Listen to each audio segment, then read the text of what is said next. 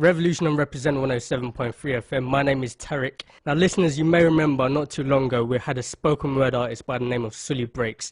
Came down, dropped a live session, and a lot of you were excited about that. I was excited this morning when I opened up a package, had no idea what it was.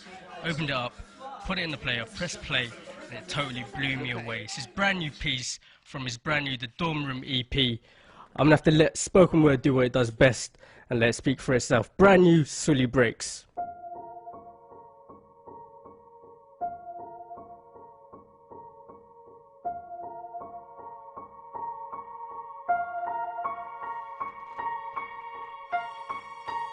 Right now, there is a kid finishing parents' evening in a heated discussion with his mother, saying, why does he have to study subjects he will never ever use in his life? And she will look at him blank-eyed, stifle a sigh, think for a second, and then lie. She'll say something along the lines of, you know, to get a good job you need a good degree, and these subjects will help you get a good degree. We never had this opportunity when I was younger. And he will reply, but you were young a long time ago, weren't you, Mum? And she won't respond, although what he implies makes perfect sense, that society's needs would have changed since she was 16. But she will ignore him, grip his hand more sternly, then drag him to the car. But what she doesn't know is that she didn't ignore him just to shut him up. She didn't lie because they were just returning from parents' evening and an argument in the hallway would look bad on her resume. She won't lie because she just spent the last 1 hour convincing a stern-faced teacher that she will ensure that her child studies more at home. No, she will lie simply because she does not know any better herself. Although her whole adult life she has never used or applied Pythagoras' theorem, pathetic fallacy, and still does not know the value of x, she will rely on society to tell her that her child, who has one of the sharpest minds in the school, is hyperactive, unfocused, easily distracted, and wayward. Students, how many equations, subjects, and dates did you memorize just before an exam never to use again? How many A grades did you get which were never asked for when you applied for a job? How many times have you remembered something 5 minutes just after the teacher said stop writing, only to receive your results 1 month later to realize that you were only 1 mark short of the top grade? Does that mean remembering 5 minutes earlier would have made you more qualified for a particular job? Well, on the application form it would have. We all have different abilities, thought processes, experiences and genes. So why is a class full of individuals tested by the same means?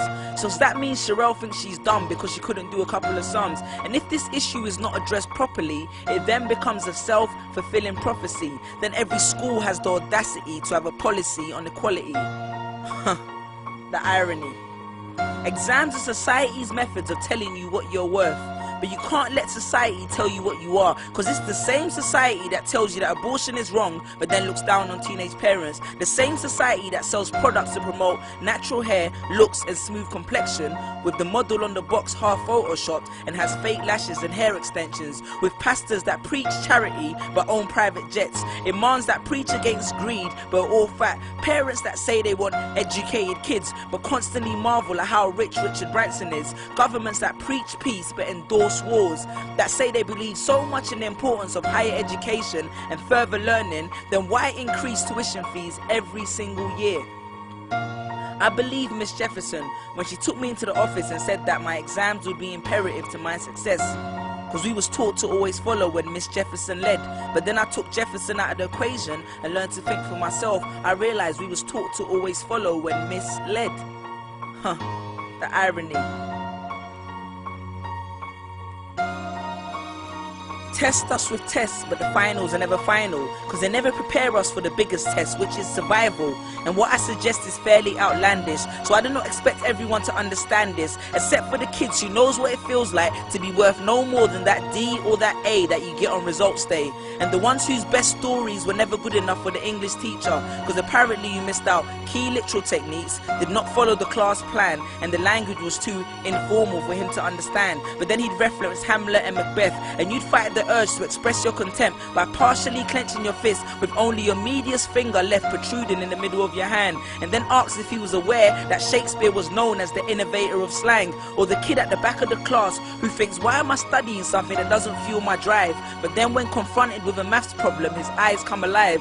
So this one is for my generation, the ones who found what they were looking for on Google, the ones who followed their dreams on Twitter, pictured their future on Instagram, accepted destiny on Facebook. This one's for my failures and my dropouts, for my unemployed graduates, my shop assistants, cleaners and cashiers with bigger dreams, my self-employed entrepreneurs, my world changers and my dream chasers. Because the purpose of why I hate school but love education was not to initiate a worldwide debate, but to let them know that whether 72 or 88, 44 or 68, we will not let exam results decide our fate.